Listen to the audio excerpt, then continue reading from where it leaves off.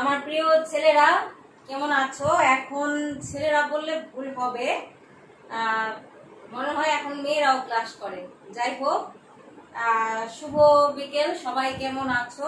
বর্ষা তো ছেয়ে গেছে, সেদিনও বলেছি, আজও বলছি। সাথে সাথে আমাদের এই মহামারীও ছেয়েছে, যেটি কিনা আমাদের জন্য খুবই দুঃখজনক। তো ছেলেরা, এই মহামারীর সময়ে আজকে আমার আবার ক্লাস হচ্ছে, তোমাদের রিভিশন ক্লাস হচ্ছে। এটি কি বাবা বলছিলাম সেদিন,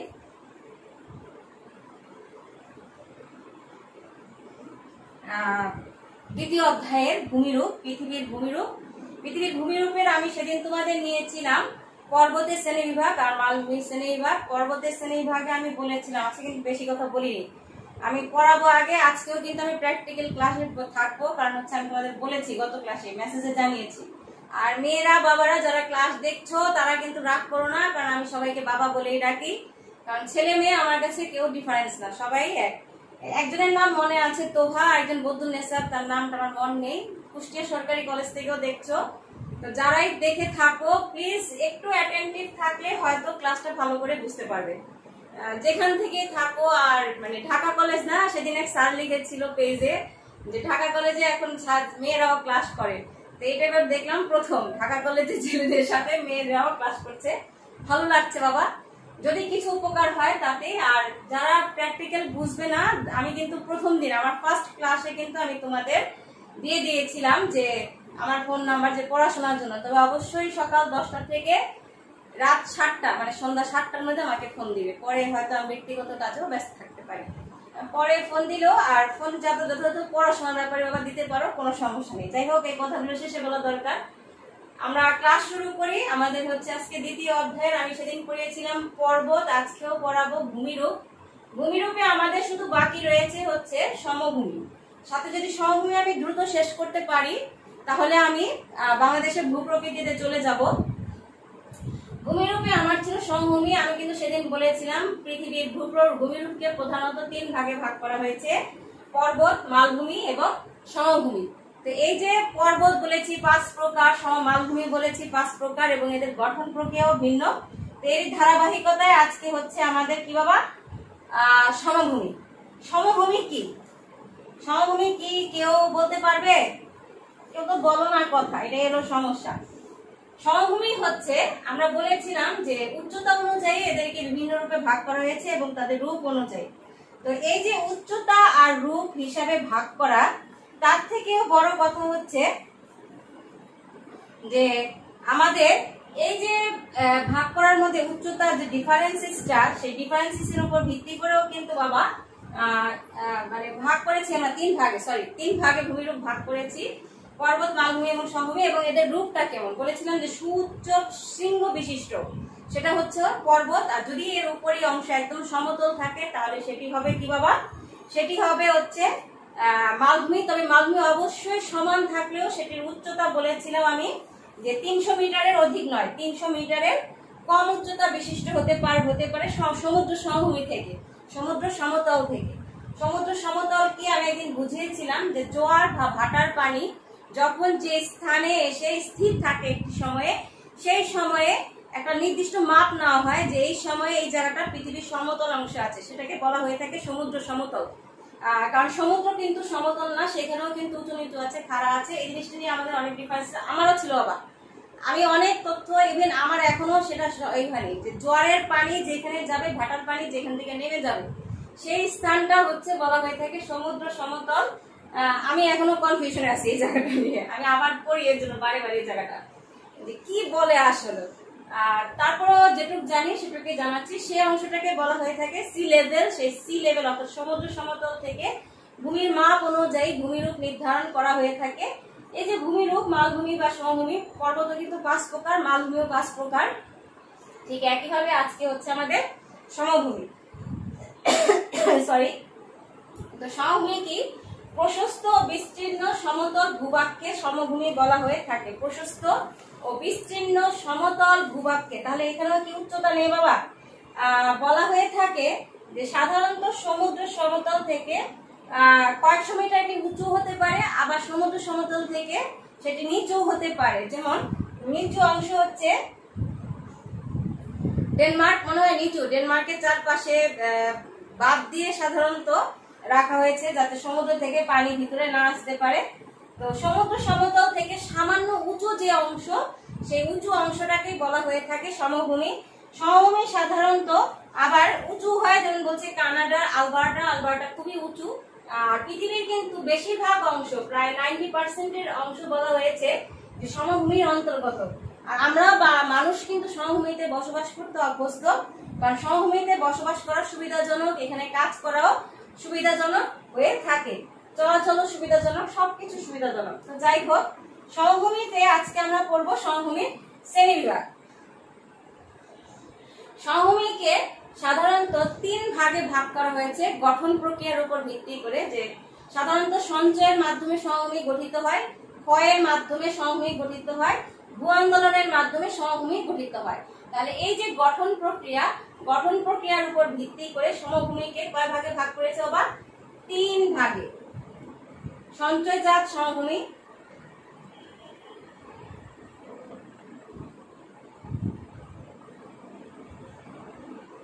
ক্ষয়জাত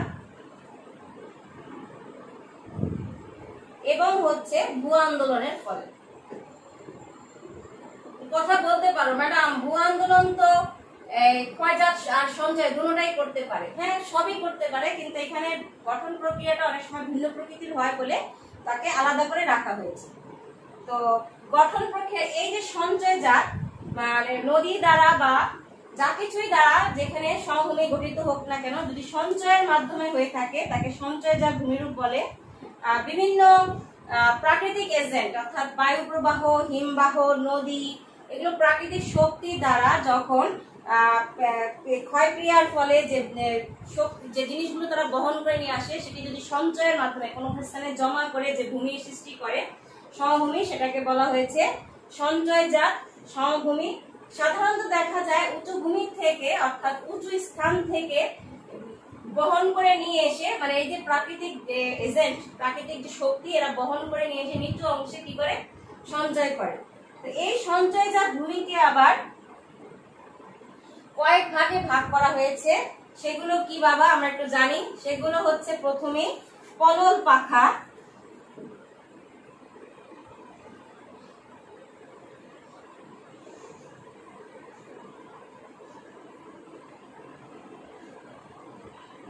পলল পাখা কি আমি কিন্তু বলবো এবং আঁকবো সাথে সাথে, ঠিক আছে?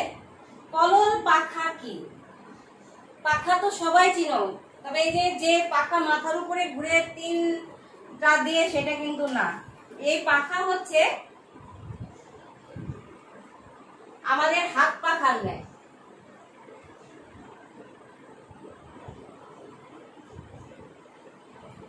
হ্যাঁ, পলল পাখা কি বলা হয়ে থাকে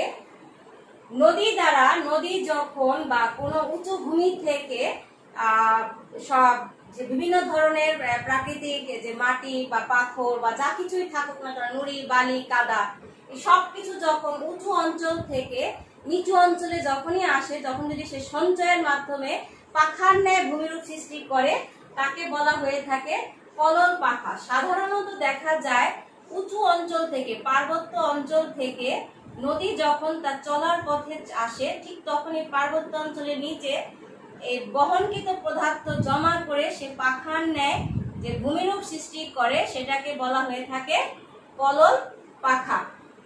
আমি কিন্তু এখানে ডিফারেন্সেস বুঝাবো। পলল পাখাটা সাধারণত হয়ে থাকে পার্বত্য অঞ্চলে নিচু অংশে।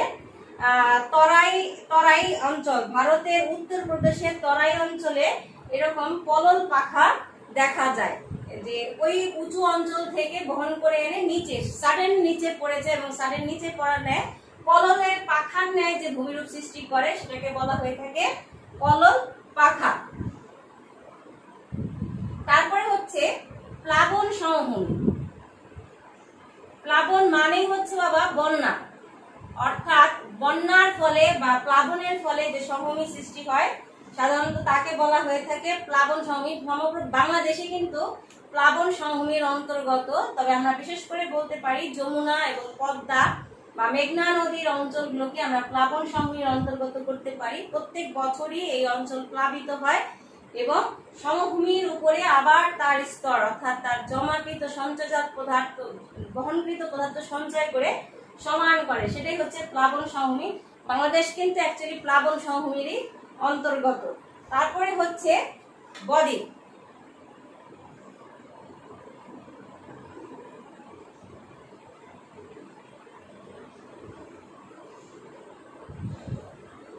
বাংলা বয়ের ন্যায় যে ভূমিরূপ সৃষ্টি হয় সেটাকে বলা হয়ে থাকে বদ্বীপ। বদ্বীপ আর পলল পাখার মধ্যে কিছুটা ডিফারেন্স এখানে, যে পলল পাখা সৃষ্টি হয় মানে উঁচু অঞ্চল থেকে, পার্বত্য অঞ্চল থেকে বহনকৃত পদার্থ যখন পর্বতের পাদদেশে এনে জমা করে তখন পাখার ন্যায় ভূমিরূপ সৃষ্টি করে।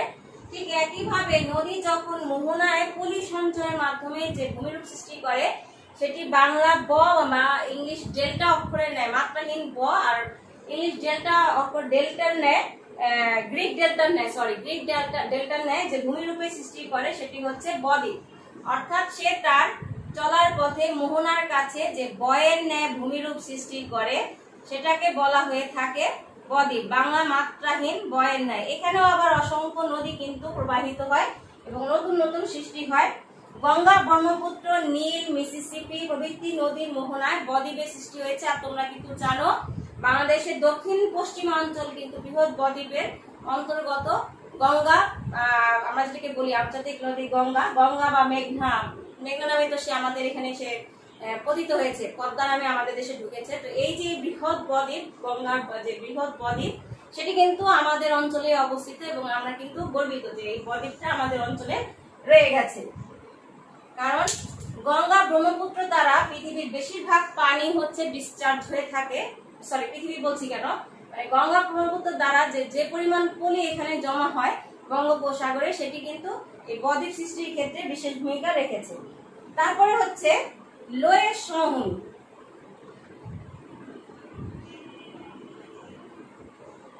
লোয়ের সমভূমি সাধারণত বায়ুর দ্বারা গঠিত হয়ে থাকে। বায়ু তার প্রবাহ পথে যখনই বহমান সবকিছু কিন্তু নিয়ে যায়, বায়ু কিন্তু ঘর্ষণ, কর্ষণ এবং অবনমনের দ্বারা সঞ্চয় বহন করছে। সেই যে সঞ্চয় এবং বহন করে নিয়ে কোনো বাধাপ্রাপ্ত হলে সে ওই অঞ্চলে কিছু অংশ নিয়ে ঝেড়ে ফেলে দেয়।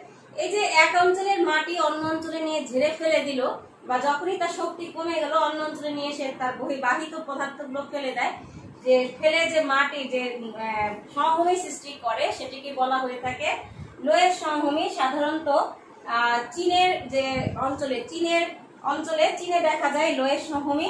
চীনের হুয়াংহো অববাহিকায় এই লোয়ের সমভূমি গঠিত হয়েছে। বলা হয়ে থাকে বায়ু চলার পথে তার বাহিত পদার্থ নিয়ে ওই অঞ্চলে গিয়ে সে তার শক্তি কিছুটা মানে কম হওয়ায় ওইখানে তার বাহিত পদার্থগুলো ঝেড়ে ফেলে এবং ওই অঞ্চলে মাটি এভাবে সৃষ্টি হয়েছে। তারপরে হচ্ছে সমভূমি এভাবে সৃষ্টি হয়েছে। হুয়াংহো নদী সমভূমি হচ্ছে লোয়ের সমভূমির অন্তর্গত। তারপরে বলা হয়ে থাকে হ্রদ সমভূমি। হ্রদ মানে কি তোমরা তো সবাই জানো, লেক, নিচু অংশ। কোনো প্রাকৃতিক দুর্যোগের কারণে কোনো অংশ যদি নিচু হয়ে যায় তাহলে সেটাতে পানি জমে আর পূর্ণ হয়ে থাকলে সেটাকে আমরা বলে থাকি হ্রদ।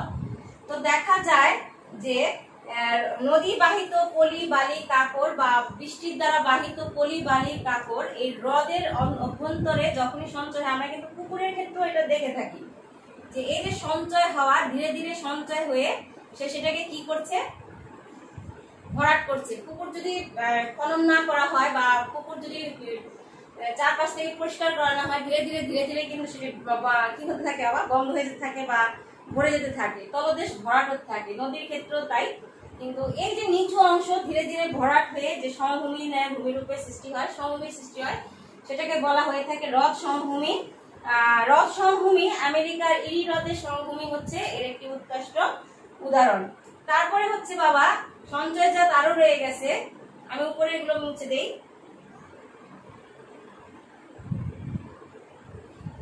হিমবাহ সমভূমি। হিমবাহ উপর থেকে অর্থাৎ পার্বত্য অঞ্চল থেকে বাহিত হওয়ার সময় যখন তার পদার্থগুলো সঞ্চয় করে যে ভূমি সৃষ্টি করে সেটাকে বলা হয়ে থাকে হিমবাহ সমভূমি।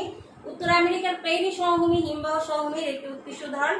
হিমবাহ কি, হিমবাহ হচ্ছে পর্বত চূড়ায় যে জমাটবদ্ধ বরফ যখনই সে চলাচল আরম্ভ করে, অর্থাৎ সে চলতে শুরু করে, মাধ্যাকর্ষণ টানে পৃথিবীর দিকে নিচে নেমে আসে উপর থেকে, তাকে বলা হয়ে থাকে হিমবাহ। সেই হিমবাহ চলার সময়ও কিন্তু কিছু বোঝা বহন করে নিয়ে আসে, আবার তাতেও কিছু ধুলাবালি থাকে। সেই জিনিসগুলো যখনই সে সঞ্চয় করবে, সঞ্চয় করে যে ভূমি সৃষ্টি করবে, সেটাকে বলা হয়ে থাকে হিমবাহ সমভূমি। এরপর হচ্ছে পাদদেশীয় সমভূমি বা পর্বত পাদদেশীয় সমভূমি। পাদদেশীয় সমভূমি হচ্ছে পার্বত্য অঞ্চলের, আমি প্রথম যে পড়িয়েছিলাম পলল পাক, আমি বলেছিলাম পার্বত্য অঞ্চলে বা উঁচু অঞ্চল থেকে যখন নদী নিচের দিকে পতিত হয় হঠাৎ করে, তখন সে তার বাহিত পদার্থ এখানে ফেলে দেয় এবং ফেলে পাখার ন্যায় যে ভূমিরূপ সৃষ্টি করে, ঠিক সেটা হচ্ছে পলল পাখা। ঠিক একইভাবে আমরা বলতে পারি যে পর্বতের পাদদেশে বিভিন্ন প্রাকৃতিক শক্তি, সেটা নদী হোক বা বায়ুই হোক অথবা মাধ্যাকর্ষণ টানে যখন কোনো পাথর নিচে নেমে আসে, তখন তার নিচের দেশে অর্থাৎ পর্বতের নিচের অংশে বাবা জমা হতে থাকে। এই যে জমা হয়ে যে ভূমিরূপ, উঁচু ভূমিরূপের ন্যায় ভূমি সৃষ্টি করে, অর্থাৎ এই অংশ থেকে ধরো এখানে পড়ছে, এখান থেকে পড়ছে, এই যে পর্বতের পাদদেশে অর্থাৎ পর্বতের নিচে যেখানে জমা হয়, সেই অঞ্চলে যে ভূমি সৃষ্টি করে, যে সমভূমি সৃষ্টি করে, সেটাকে বলা হয় পর্বত পাদদেশীয় সমভূমি। আমাদের রংপুর এবং দিনাজপুর এই দুটো অঞ্চল কিন্তু পর্বত পাদদেশীয় সমভূমি অঞ্চলের অন্তর্গত। এরপর হচ্ছে বাবা ক্ষয়জাত সমভূমি। ক্ষয়জাত সমভূমিও আবার কয়েক ভাগে বিভক্ত আছে, সেগুলো কি? প্রথমেই হচ্ছে সমপ্রায়।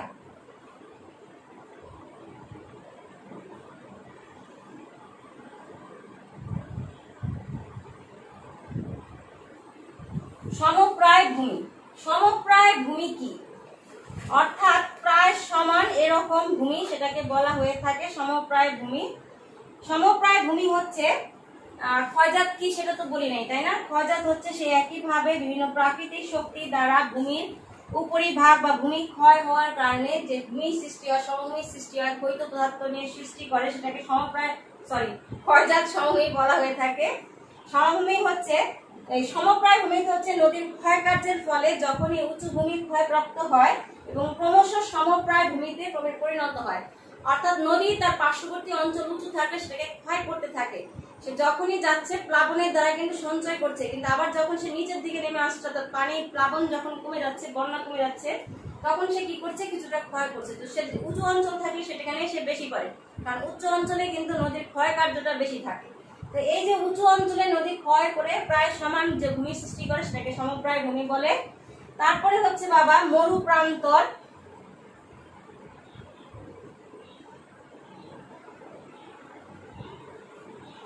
স্রোতধারার ক্ষয়কার্যের ফলে মরু প্রায় অঞ্চলে পর্বতের পাদদেশে যে স্তরময় অসমতল ভূমিভাগের সৃষ্টি হয়, সেটাকে বলা হয়ে থাকে মরু প্রান্তর। কেনিয়ার মাকুনি অঞ্চল মূলত মরু প্রান্তর মতো ভূমিরূপে সৃষ্টি করছে। এরপর হচ্ছে পেনি প্লেন। সাধারণত এই পেনি প্লেন কথাটি প্রথম বলেছিলেন ডেভিস, তার ক্ষয়চক্রে ডেভিস পেনি প্লেনের কথা বলেছিলেন। শুষ্ক কাকে বলে এই পেনি প্লেন?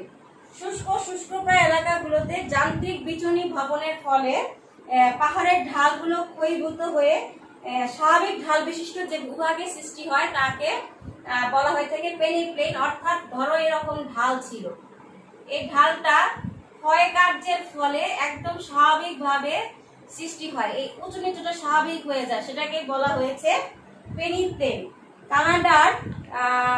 কানাডার পেনি প্লেন হচ্ছে কানাডার ব্রিচার আইল্যান্ডকে বলা হয়ে থাকে পেনি প্লেনের অন্তর্গত। এটাকে আসলে ইনল্যান্ড না আইল্যান্ড হবে আমি ঠিক বুঝতে পারিনি। আমি নেটে উইকিপিডিয়াতে ঘেটেছিলাম, কিন্তু তারাও কিন্তু জবাব আমাকে দেয়নি, দুটোই লিখেছে ইনল্যান্ড এবং আইল্যান্ড। আমি আসলে এটা বুঝলি। তারপরে হচ্ছে মরু সমভূমি।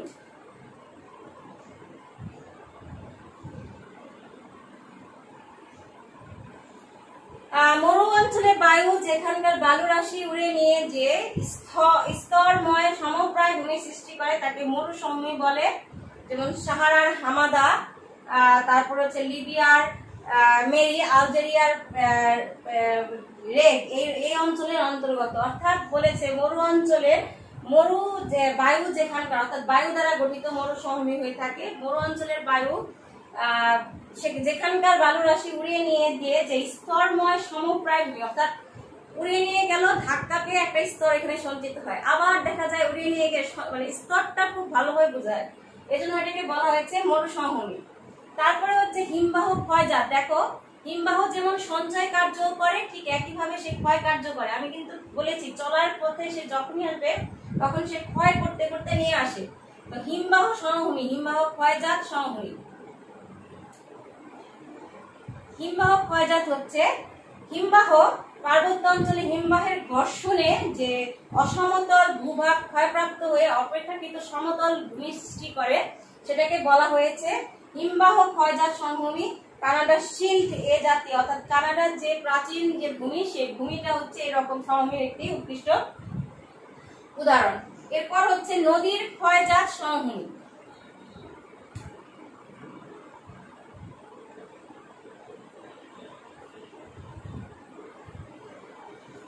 নদীর পানি স্রোতের ফলে পার্বত্য অঞ্চলে ক্ষয়িত সমভূমি গঠিত হয়ে যে ভূভাগের সৃষ্টি করে সেটাকে বলা হয়ে থাকে নদীর ক্ষয়জাত সমভূমি। বাংলাদেশের রংপুর কিন্তু এরকম নদীর ক্ষয়জাত সমভূমির একটি অন্তর্গত। তারপরে হচ্ছে বাবা এই কয়টি হচ্ছে আমাদের ক্ষয়জাত সমভূমির অন্তর্গত। এখন হচ্ছে ভূ আন্দোলন দ্বারা গঠিত বা ভূ আলোড়নজনিত কারণে সৃষ্ট সমভূমি। ভূ আলোড়ন হচ্ছে ভূভাগের দুর্বল অংশ কি হয়, বিশেষ করে মহাদেশীয় প্রান্ত ভাগগুলি। প্রান্ত ভাগ হচ্ছে বাবা আমরা যেটাকে বলি মহাসাগর বা সাগর যেখানে মিশ্রিত হয়ে গেছে সেই অংশটা প্রান্ত ভাগ।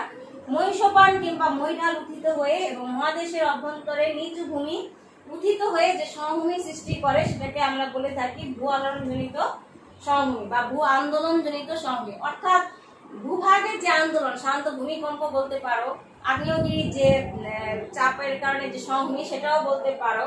তো ওই সময়ে যে সমভূমি গঠিত হয় সেটাকে বলা হয়ে থাকে ভূ আন্দোলনজনিত সমভূমি। ভূ আন্দোলনজনিত সমভূমি আবার কয়েক ভাগে বিভক্ত। সেগুলো কি বাবা দেখো, এগুলো কিন্তু আমাদের সমোন্নতি রেখায় আমরা আবার করব, ঠিক আছে। উন্নত সমভূমি, তারপরে হচ্ছে অবনত সমভূমি, তারপরে হচ্ছে ভূ গাঠনিক সমভূমি, তারপরে হচ্ছে উপকূলীয় সমভূমি বা সৈকত সমভূমি। আমি শুধু সৈকত লিখলাম ছোট করে।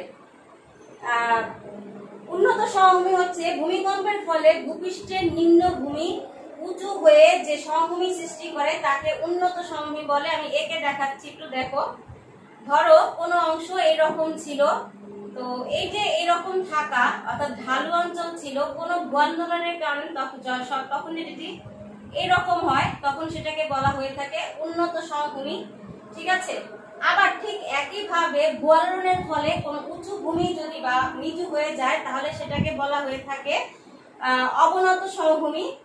যেমন তুরানের নিম্ন সমভূমি হচ্ছে অবনত সমভূমি, অর্থাৎ জেগে গিয়েছে সেই অঞ্চল ভূমিকম্পের ফলে। ধরো এটা উঁচু স্থান ছিল কিন্তু ভূমিকম্পের ফলে এখানে ভূ আলোড়নজনিত কারণে সেটি এরকম হয়ে যায় অর্থাৎ নিচু হওয়ায় পরিণত হয়, তখন সেটাকে বলা হয়ে থাকে ভূ অবনত সমভূমি। এরপর হচ্ছে ভূ গাঠনিক সমভূমি। গাঠনিক কি বাবা? গঠন। যেখানে ভূত্বকের শিলাস্তর প্রায় সমান্তরালভাবে বিন্যস্ত প্রাকৃতিক কারণে সেখানে সমভূমি গঠিত হয়। যেমন সোভিয়েত ইউনিয়নের সমভূমি ভূ গাঠনিক সমভূমি, অর্থাৎ ভূমি শিলাস্তর নিজেই সেখানে সমান্তরালভাবে বিন্যস্ত হয়ে নিজেই সেখানে সেটি সৃষ্টি করেছে, অর্থাৎ কোনো ভূ আলোড়ন বা অন্য কোনো কারণে সেখানে সেটি সৃষ্টি হয়নি। উপকূলীয় সমভূমি হচ্ছে ভূপৃষ্ঠের উচ্চ চাপের ফলে সৃষ্ট ভূ আলোড়নের প্রভাবে মহিষপান বা মহিঢাল অঞ্চলে ধীরে ধীরে উত্থিত হয়ে সমুদ্রের উপকূলবর্তী এলাকায় যে সৈকতের সৃষ্টি হয় সেটাকে বলা হয় সৈকত সমভূমি। ইউরোপ আমেরিকার যে আমাদের ইউরোপ আমেরিকার সৈকত এবং আমাদের এশিয়ার যে সৈকত সমভূমি বহুদূর পর্যন্ত বিস্তৃত হয়ে থাকে। আচ্ছা আমরা আমাদের সময়টা একটু দেখে নিই। সময়টা আমাদের মনে হয় 25 মিনিট, 25 মিনিট প্রায় হয়ে গিয়েছে। তাহলে আমরা এখন আমাদের প্র্যাকটিক্যালটা শুরু করি, তাই না? আজকে পারবো না আমরা, মনে হয় আমি মনে করেছিলাম আজকে শেষ করবো। আমি যদি এটা ধরি তাহলে আরো 20 মিনিট আমার শেষ হয়ে যাবে। বাংলাদেশের ভূপ্রকৃতি আমি চেয়েছিলাম আজকে শেষ করে দিতে, তাহলে দেখা যাক, পরের ক্লাসে আমরা হয়তো ভূপ্রকৃতি পড়ি। আজকে আমরা সমভূমি পর্যন্ত শেষ করি। আমরা আজকে একটু প্র্যাকটিক্যালের দিকে আসি বাবা। প্র্যাকটিক্যালে আমরা সেদিন পড়েছিলাম, আমি একটু তোমাদের ভুল বলেছি, আমি দেখেছি 2021 সালের সিলেবাসটি সংক্ষিপ্ত সিলেবাস, কিন্তু 2022 সালের যে সংক্ষিপ্ত সিলেবাস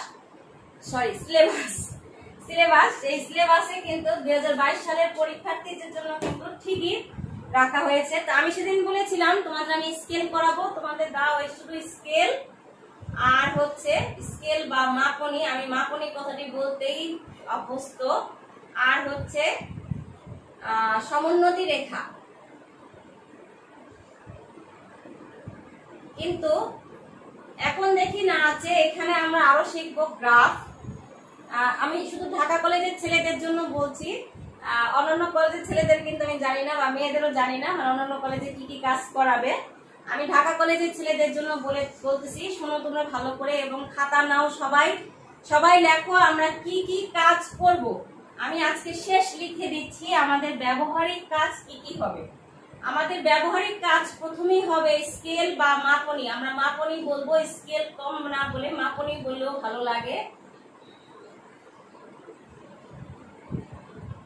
স্কেল করব আবার দুই প্রকার, তিনটি হচ্ছে সরল স্কেল করব আর তিনটি হচ্ছে কর্ণীয় স্কেল করব, তিনটি করে। 2 নম্বরে করব মানচিত্রের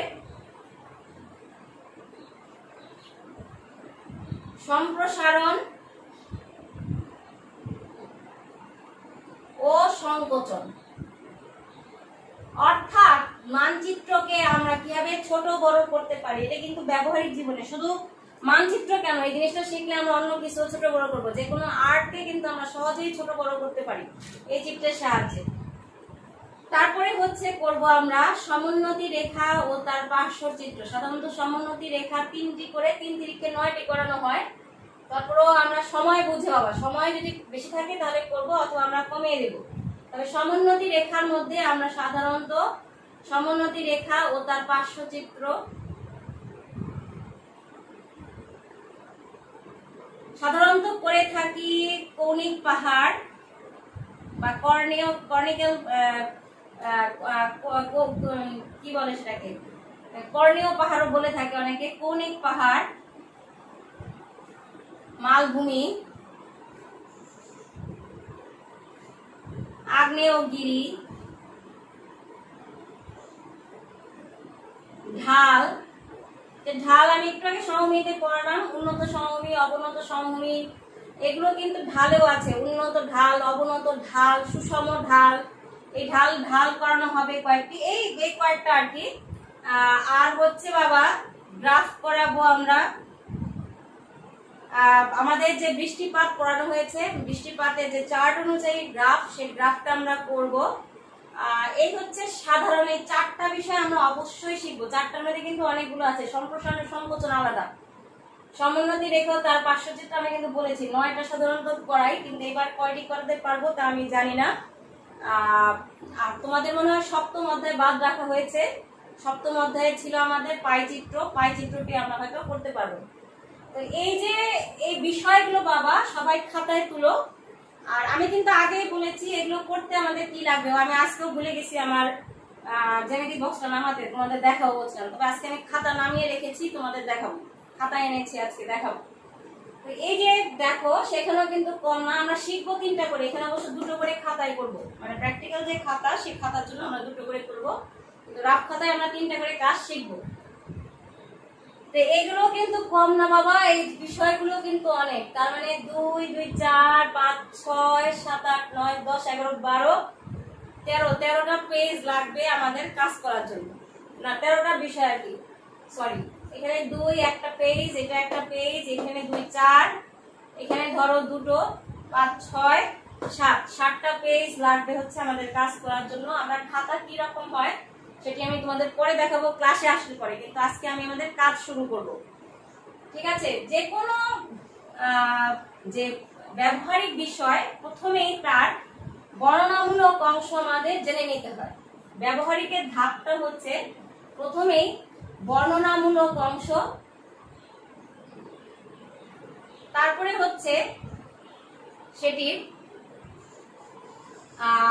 আমাদের কিন্তু এখানে ম্যাথমেটিক্স আছে, তাহলে এখানে আমরা কিছু গণিতের কাজ করব। দেন আমরা চলে যাব অঙ্কন অংশে, অর্থাৎ আঁকা আঁকি অংশে অঙ্কন। দেন আমরা জানবো এটির ব্যবহার।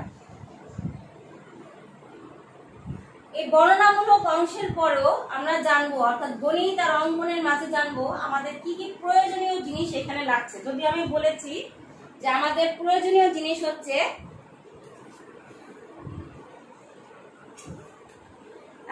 এই 6 ইঞ্চি স্কেল বাবা, আর এই পেন্সিল, শার্পনার, ইরেজার, আর ওই যে 12 ইঞ্চি একটি স্কেল, যেটি আমাদের মার্জিন বা আমরা বলতে পারি যে চারপাশে যে আমাদের বাউন্ডারি লাইন, সেই বাউন্ডারি লাইনের জন্য ব্যবহার করা হবে। আমি বারে বারে বলছি, কিন্তু এই দুইটা জিনিস আমাদের এখন সঙ্গী হয়ে যাবে ব্যবহারিকের জন্য, ঠিক আছে? তো ব্যবহারিকে সেদিন আমি তোমাদের বলেছিলাম মানচিত্র, মানচিত্রের ব্যবহার। এই যে মানচিত্র, মানচিত্রের প্রথম কথাটাই ছিল নির্দিষ্ট স্কেল বা নির্দিষ্ট মাপনী, সেখান থেকে মূলত আমাদের এখানে আসছে।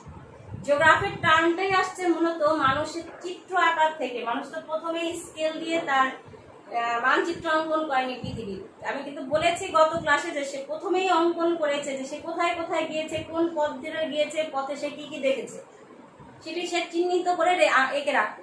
সেই চিহ্নিত করে এঁকে রাখাটাকে যখন আবার আরো বেশি বিশ্লেষণ করা হয়, তখন সেটিকে স্কেল দিয়ে অঙ্কন করা হয়। এবং স্কেল দিয়ে অঙ্কন করার ক্ষেত্রে দেখা যায় যে এই যে মাপ, সেই মাপটা কিন্তু চলে আসে। এই যে স্কেল স্কেল স্কেল বলছি, সেই স্কেল নেই কোথায় সেটি বলো। তোমার প্রত্যেকটি প্রাত্যহিক জীবনের প্রত্যেকটি ক্ষেত্রে কিন্তু স্কেল বা মাপনী। তুমি ঘড়ির সময় দেখছো, সেটা একটা মাপ। তুমি পায়ে হেঁটে যাচ্ছ, সেটাও একটা মাপ। সবার পা কিন্তু সমান হয় না, এক্সেপ্ট যারা আর্মিতে থাকে। আর্মিদের কিন্তু দেখবে বা পুলিশে যারা থাকে এই অঞ্চল, যখনই তারা প্যারেডে যায় তাদের পা কিন্তু সমান ভাবে পড়ে। এই যে এই অংশ, সেটিও কিন্তু একটি বিষয়। তো এই যে বলছি, আবার তুমি কোনো কাপড় কিনতে যাও বা তুমি জামা কাপড় তৈরি করতে যাও, তোমার নিজের শরীরের মাপ লাগবে। ইভেন যখনই তুমি জামাটা তৈরি করবে তখন মেপে ঝুঁকে মাপ করবে। আবার তুমি কাপড় কিনতে গেলেও সেটাকে মাপ দিয়ে তৈরি করবে। এই যে মাপ, এই কথাটা থেকে আমাদের আসছে মাপনী। আমি কোথায় চলে গেছি দেখো, মানচিত্র থেকে মাপনীতে চলে গিয়ে এখন কোথায় আসছি। এই যে মানচিত্র তখনকার দিনে যখনই এটিকে স্কেল দিয়ে অর্থাৎ পরিমাপ করে অঙ্কন করা হলো, তখনই সেটিকে মানে স্কেলের এই ব্যবহার চলে আসলো। মানচিত্র অঙ্কনের ক্ষেত্রে তো মাপনের গুরুত্ব সর্বাধিকই, কিন্তু সাধারণত ভাষায় মাপনী কি? আমরা এখানে একটা মানচিত্র আঁকলাম, ধরো এটা একটা মানচিত্র। এটা কি এরকমই, আমরা কি এরকমই জায়গায় বসবাস করি? বা বাংলাদেশের মানচিত্র যেটুকু আমরা দেখি সেটুকুই কি আমরা বসবাস করি না আরো বেশি? ইভেন তুমি যে এখন বইটি দেখছো, সেটি যদি আমি আঁকি, সেই বইটিকে আমি পুরো বোর্ড সহকারে আমাকে আঁকতে হবে, তাই না? আবার সেটা কি সম্ভব অঙ্কনের ক্ষেত্রে? কোন প্রাকৃতিক দৃশ্য অঙ্কনের ক্ষেত্রে কি গাছটা কি এত বড় করে এঁকে দেখাতে পারবো আমরা? সম্ভব এত বড় কাগজ দিয়ে এঁকে দেখানো? না। একটা নির্দিষ্ট এই যে মাপ, সেটাকে আমরা বলে থাকি যেটা নির্দিষ্ট মাপে এনে আনা, বা এই মাপ অনুযায়ী আমি চিন্তা করে নিই যেটা কত গুণ বড় বা ছোট হতে পারে। সেটি মূলত আমাদের স্কেল নির্ণয়ের ক্ষেত্রে ব্যবহার হয়ে থাকে। সহজ ভাষায় যদি আমি পুস্তকের ভাষায় বলি, যে হারে বা যে অনুপাতে কোনো কিছুকে ছোট বড় মাপ করা হয় বা ছোট বড় ক্ষেত্রফল হিসেবে ভাগ করা হয়, সেটি হচ্ছে মাপনী। এটাকে যদি আরো ভালো করে পুস্তকের ভাষায়, একদম বইয়ের ভাষায় বলি, যেটাকে আমরা শিখবো, মাপনী বা স্কেল কি। স্কেল কি এই কথাটা আমাদের সবসময় মনে রাখতে হবে। স্কেল কি, স্কেল কি এই জিনিসটা না জানলে কিন্তু আমি প্র্যাকটিক্যাল বিষয়টা তোমাদের কাছে উপস্থাপন করতে পারবো। যেহেতু মানচিত্র থেকে কথা, সেহেতু আমাদের মাপনীটা সাধারণত আমরা ব্যবহার করবো স্কেলের ক্ষেত্রে।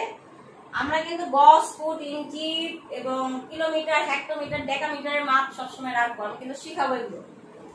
বলেছে মানচিত্রের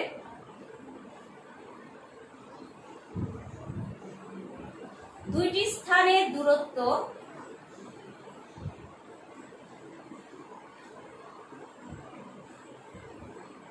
এবং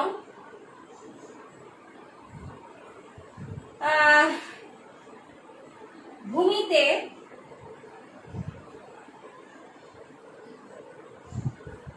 ওই দুইটি স্থানের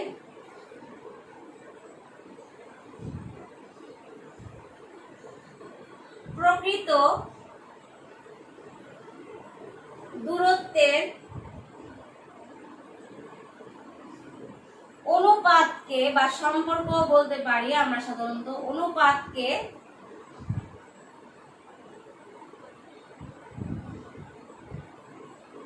স্কেল বলা হয়।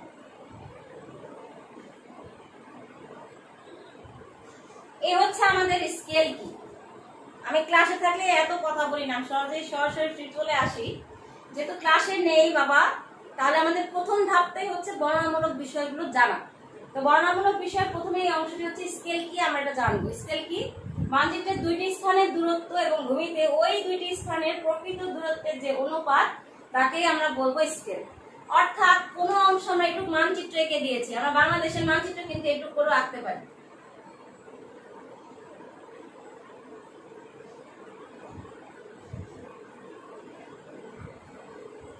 এটাই কি আমাদের বাংলাদেশ? এটুকু জায়গায় কি আমরা বসবাস করি? অবশ্যই না। তাহলে আমাদের কি হবে বাবা? বাংলাদেশের যেটুকু অংশ, অর্থাৎ আমরা যদি বলি ঢাকা থেকে রংপুরের দূরত্ব, এটুকু আমরা দেখিয়ে দিই। আমাদের গুগল ম্যাপেও কিন্তু দেখায় আমাদের এইটুকু অল্প অল্প অল্প করে যাচ্ছে। গুগল ম্যাপে কিন্তু দেখবেন নিচে স্কেল, সরল রেখার একটা স্কেল আছে, ওটি চিহ্নিত করে কিন্তু বুঝতে পারি যে কত কিলোমিটার ইয়েতে দেখাইছে স্কেল। তোমরা বুঝবে এখন থেকে। মানচিত্রের দুটি স্থানের দূরত্ব এবং ভূমিতে ওই দুটি স্থানের প্রকৃত দূরত্বের যে অনুপাত তাকে বলা হয়ে থাকে স্কেল। যেমন বলা হয়ে থাকে 1 ইঞ্চিতে 16 মাইল। অর্থাৎ মানচিত্র যেখানে 1 ইঞ্চি, ভূমিতে ওই স্থানটি হচ্ছে 16 মাইল। বা বলা হয়ে থাকে 1 সেন্টিমিটার সমান সমান 1 লক্ষ কিলোমিটার। তাহলে যেখানে আমরা মানচিত্রে 1 সেন্টিমিটার প্রদর্শন করেছি, ভূমিতে সেখানে কি হবে? 1 লক্ষ, একক, দশক, শতক, হাজার, ওজন আরেকটা শূন্য, 1 লক্ষ কিলোমিটার সেখানে হবে।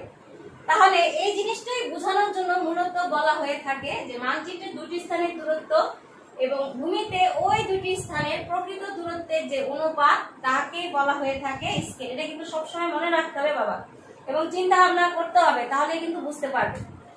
এই যে স্কেল, সেই স্কেলটা কি কাজে ব্যবহার করা হয়? আমি কিন্তু বলেছি তোমার কি কাজ নেই সেটাকে বলো স্কেল। খাতাতে দাগ টানছি তাতেও স্কেল, ঠিক আছে? ঘড়ি দেখছি সেটাও স্কেল, যে কোনো কিছু আঁকছি সেটাও স্কেল। তাহলে এই যে স্কেল, স্কেলের যে ব্যবহার সেটি বহুরূপ। এখন এই যে স্কেল, সেটা প্রদর্শনের পদ্ধতি কি কিভাবে আমরা স্কেলকে প্রদর্শন করি বা প্রকাশের পদ্ধতি কি?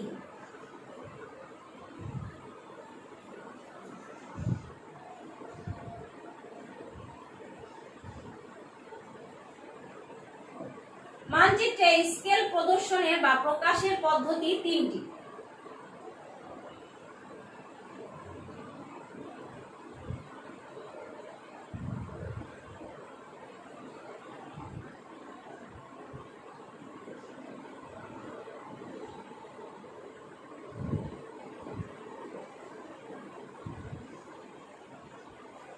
এক, বর্ণনামূলক। 2, রেখার সাহায্যে।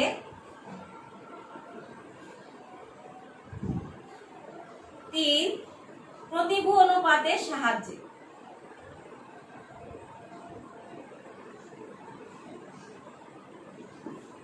বর্ণনামূলক যখন কোনো মানচিত্রে লিখে দেয়, এই যে আমি একটু আগে লিখলাম যে 1 ইঞ্চি সমান সমান 16 মাইল, এরকম যখন বর্ণনা করা হয়, কথায় লিখে দেওয়া হয়, তখন সেটাকে বলা হয় বর্ণনামূলক গণনার সাহায্যে প্রকাশ করেছে। সাধারণত সাধারণ মানুষরা এই বিষয়টি ভালো বোঝে যে 1 ইঞ্চিতে 16 মাইল।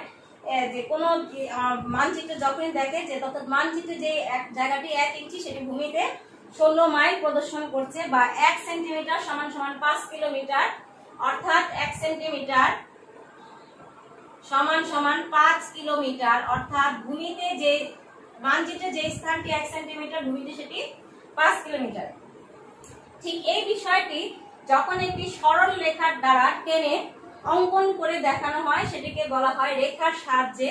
অর্থাৎ এই বিষয়টিকে যখন এই রকম ধরো এখানে একটি স্কেল অঙ্কন করা হলো, ধরি আমি এখানে আছে 1 ইঞ্চি, তাহলে 1 ইঞ্চি এখানে কত হবে বাবা 16, 2 ইঞ্চিতে কত হবে 32। আমি যদি আবার এটাকে হাফ করি, এই 1 ইঞ্চিকে হাফ ইঞ্চি ধরি, তাহলে এখানে হবে 8, এখানে হবে 16, তার মানে এখানে হবে মাইল, এখানে হবে মাইল।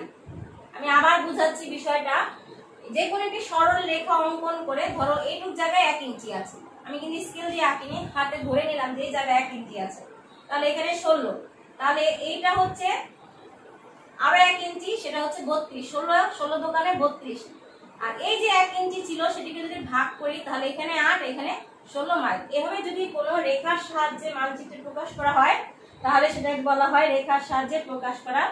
এই রেখার সাহায্যে ভাগকে পুনরায় আমরা আবার খণ্ড বিখণ্ড করতে পারি, ছোট ছোট অংশে ভাগ করতে পারি। এর জন্য এটি প্রদর্শন করা মানচিত্রে সহজ, এবং সাধারণত কিন্তু এভাবেই মানচিত্রে প্রদর্শন করা হয়ে থাকে। এরপর হচ্ছে বাবা প্রতিভ অনুপাত। আমরা সবাই ছোটবেলায় অঙ্ক করেছি, ক্লাস 8 এ আমাদের ছিল, ক্লাস 6, 7, 8 এ কিন্তু আমাদের অনুপাতের অঙ্ক ছিল। তোমাদের মেবি শুধু 8 এই দিয়েছে, আমি ঠিক এখন বই দেখিনি। তো এই যে প্রতিভ অনুপাত, এই যে এই চিহ্নটির সাহায্যে যখন প্রকাশ করা হবে তখন সেটাকে আমরা বলি প্রতিভ অনুপাতের সাহায্যে। এর একটি অংশ, যে অংশে 1 সেটি হচ্ছে মানচিত্রের অংশ, এবং যেটি হচ্ছে ধরো লেখা সেটা হচ্ছে তার ভূমির অংশ। অর্থাৎ মানচিত্রের 1 ইঞ্চি ভূমিতে 32 ইঞ্চি, বা ভূমিতে 32 মাইল, এরকম করে কিন্তু আমাদের প্রদর্শন করা হয়ে থাকে। এই তিনটি হচ্ছে বাবা আমাদের প্রদর্শনের পদ্ধতি। এরপর আমরা যেটি জানবো সেটি হচ্ছে স্কেলের প্রকারভেদ।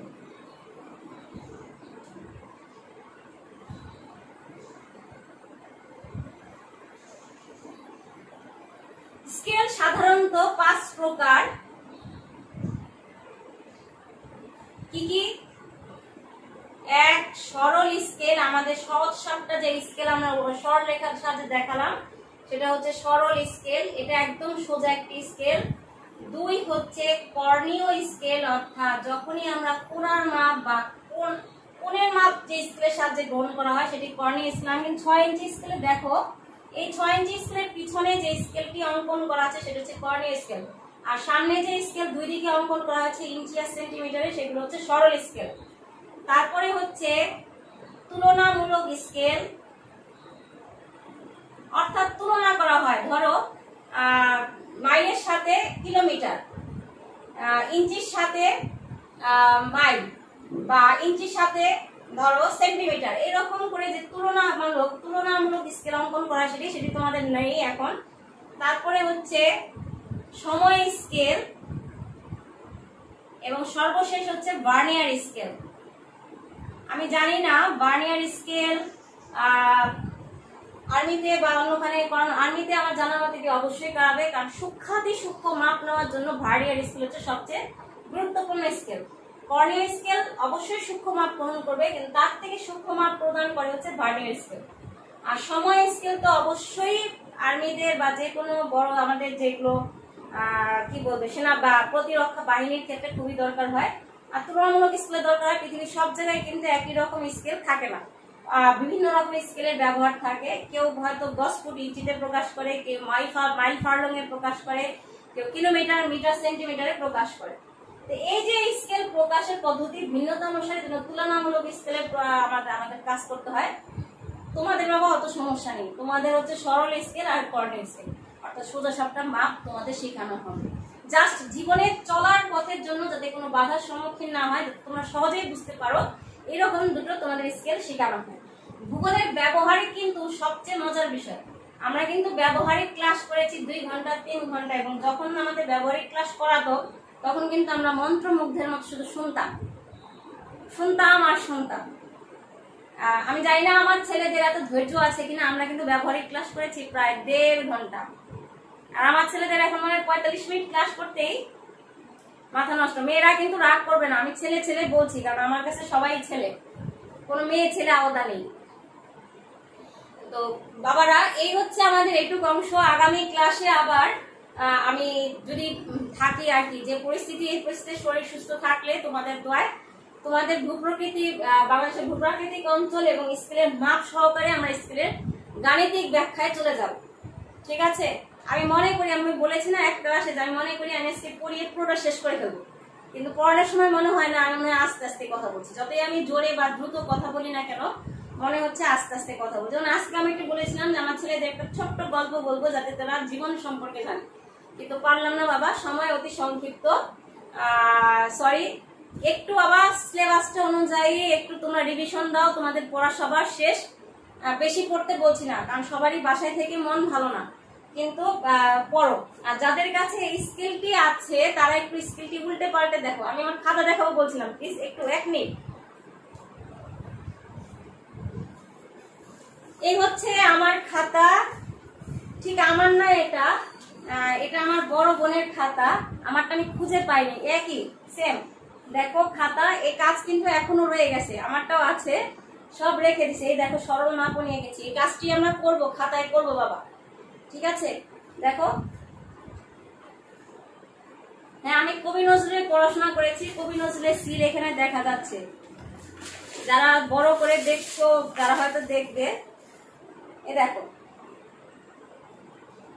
এই দুটো স্কেল তোমাদের করাবো। আমার কাজ, এই যে খাতার কাজ, এই যে এটি হচ্ছে তোমাদের সেই কাজ। আমি তোমাদের খাতাটা, এরকম খাতা এখন কিনতে পাওয়া যায় না, খাতা আরো মসৃণ হয়েছে, ভালো হয়েছে। আমরা তো শীট কিনে কিনে কাজ করতাম, সেটিও কিন্তু ভালো ছিল। তো বাবারা, এই আমাদের আজকের পড়াশোনা। তোমরা সবাই ভালো থাকো, সুস্থ থাকো, সবার মঙ্গল কামনা করছি। আমার জন্য দোয়া রাখবে। ধন্যবাদ সবাইকে। বর্ষার শুভেচ্ছা সবার জন্য। বৃষ্টিতে ভিজো, আনন্দ করো, তবে খুব কম কম করে। ঠিক আছে? ধন্যবাদ।